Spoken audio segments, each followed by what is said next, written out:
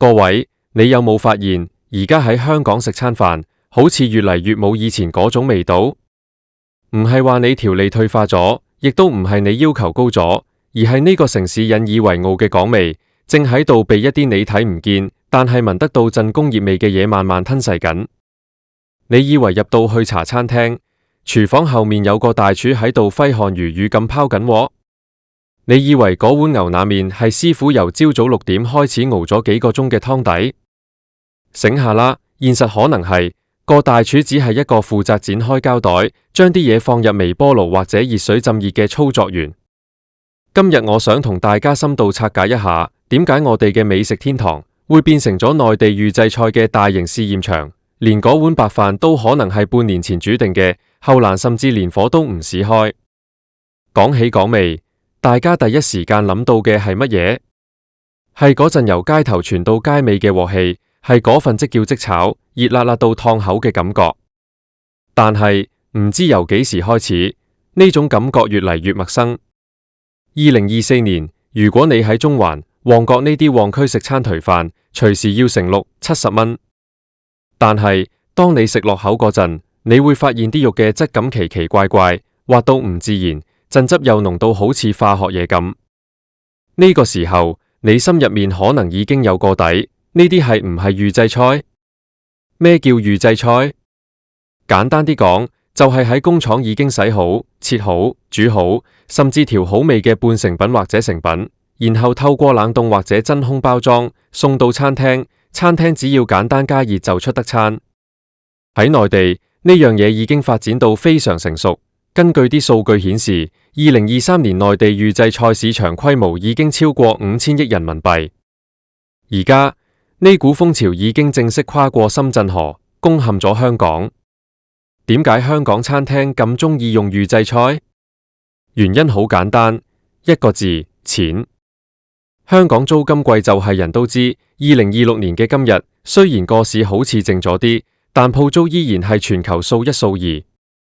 以前一間餐廳，廚房同面位比例可能係1:3，甚至1:2，因為你需要好大個位去切嘢、洗嘢、熬湯。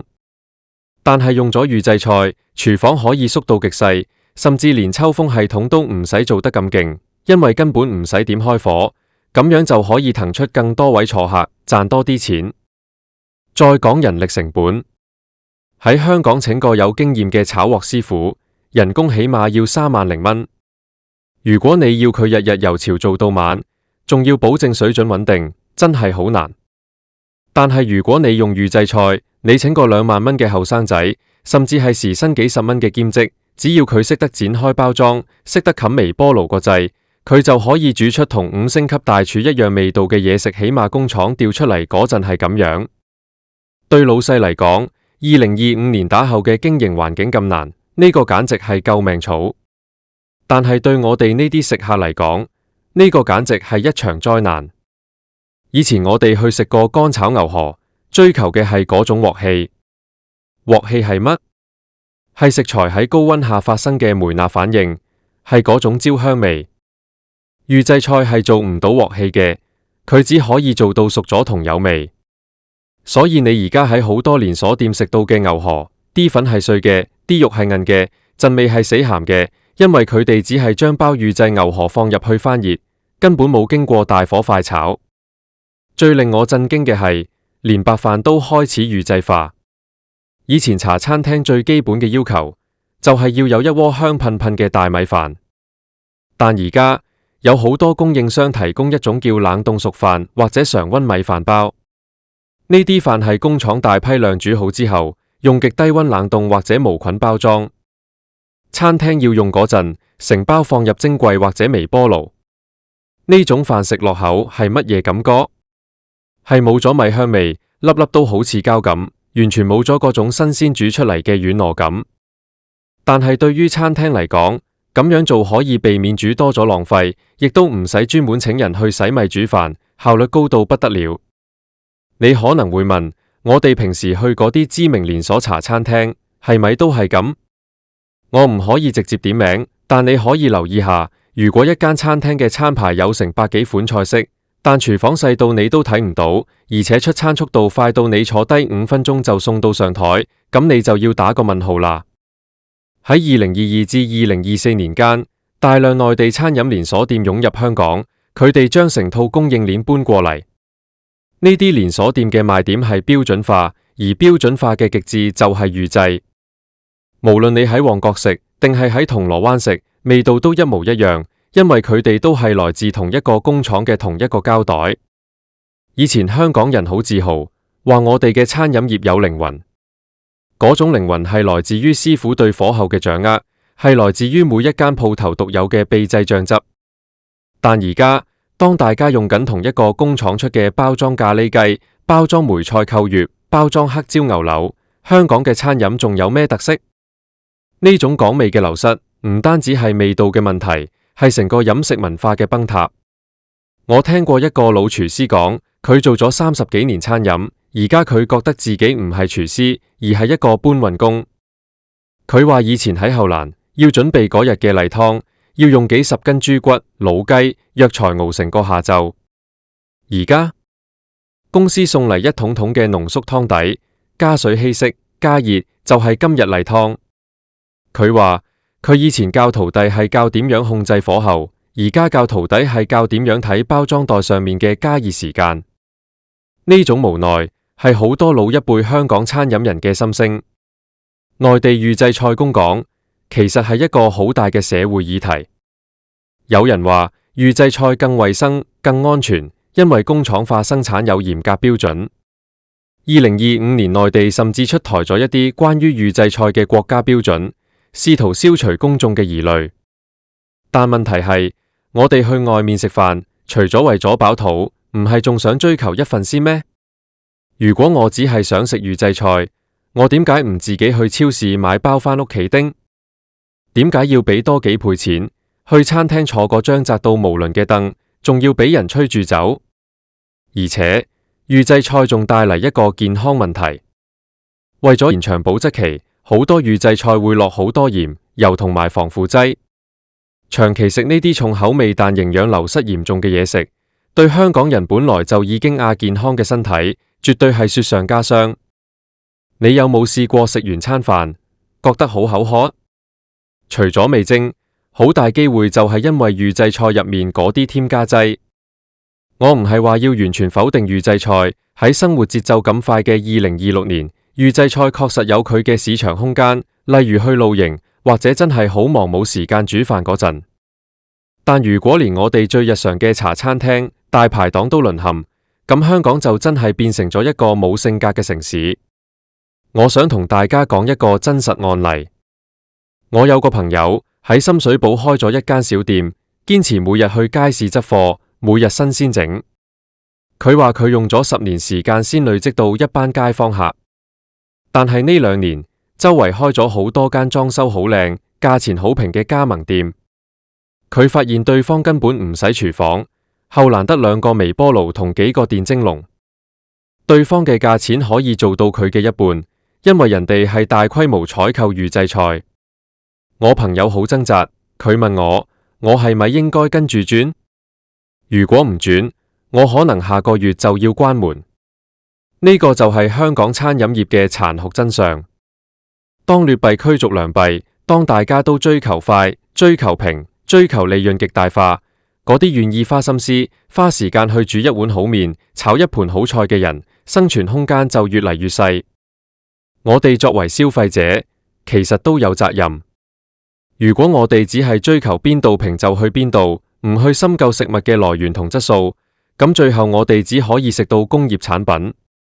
大家下次去食飯，試下留意下，如果你發現嗰碟魚香茄子入面嘅茄子顏色鮮豔到唔真實，或者啲肉片塊塊都一模一樣厚薄，又或者陣味好似喺邊度食過好多次咁你就心知肚明啦。香港嘅餐飲業正處於一個十字路口，係要繼續墮落落去，變成一個完全冇火種、冇煙火氣嘅加熱中心，定係要揾返我哋嗰種對食物嘅執着？如果有一日，香港連最後一間會開火煮飯嘅餐廳都消失埋，咁香港仲係唔係我哋認識嘅香港？我記得細個嗰陣，爸爸帶我去大排檔睇住師傅對住嗰個噴火嘅爐，成個人被火光包圍，手起刀落，嗰種震撼感，我到而家都記得。嗰碟熱騰騰嘅乾炒牛河，每一條河粉都掛住油光，每一塊牛肉都有陣焦香味。嗰種味道係帶有溫度嘅，係帶有人情味嘅。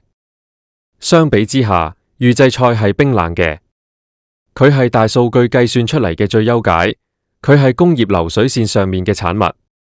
佢可以滿足你嘅胃，但永遠滿足唔到你嘅心。有人話呢個係時代嘅進步，係科技嘅力量，但我會覺得呢個係一種悲哀。當我哋連食一餐飯嘅權利都縮減到只剩下吞咽同消化嗰陣，我哋仲有咩生活質素可言？2026、2027年，預製菜嘅技術一定會更先進，可能到時佢哋可以模擬出鑊氣，可以模擬出新鮮嘅口感。但假嘅終歸係假嘅，嗰份用心準備食材嘅誠意，係任何機器都模擬唔到嘅。香港餐飲業嘅後欄唔使開火，其實係一個警告。佢警告緊我哋正喺度失去緊一啲好珍貴嘅嘢。唔好等所有嘢都變成咗密封袋入面嘅真空食物，我哋先至去懷念以前嗰種唔健康但充滿靈氣嘅街頭味道。所以各位朋友，下次如果你去到一間仲肯用炭火，仲肯用大鑊去煮食嘅鋪頭，請你好好珍惜佢。雖然佢可能出餐慢少少，雖然佢可能環境冇咁乾淨，但佢仲保留住香港最後嗰份火種。唔好等呢啲火種都熄滅埋，我哋先發覺，原來香港已經唔再係嗰個令人流連忘返嘅美食天堂。其實預製菜嘅入侵，背後反映嘅仲有香港同內地供應鏈嘅深度融合。以前我哋講北水南下係講緊資金，而家係講緊成條食物鏈。由菜心、雞肉到熟食，香港嘅飲食生活已經同內地密不可分。呢種融合係不可逆轉嘅大趨勢，但我哋可以選擇嘅係喺呢種趨勢之中，點樣保留返自己嘅特色。我希望香港嘅食評家，甚至係普通嘅食客，可以對預製菜有多啲監管同埋要求。例如，係咪應該規定餐廳要標明邊啲菜式係預製嘅，俾消費者有一個知情權。如果你想平想快，你食預製菜冇問題。但如果你想追求質素，你想支持本土手工藝，你應該有權知道邊間餐廳係真正由零開始煮起嘅。2026年嘅今日，我哋追求嘅唔應該只係速度同埋方便，更應該係一種對生活嘅態度。美食唔應該只係一種燃料，佢應該係一種藝術，一種文化。如果大家鍾意呢個話題，記得同你身邊嘅朋友分享下。下次一齊去揾下香港仲有邊度有真正嘅鑊氣，真正嘅港味。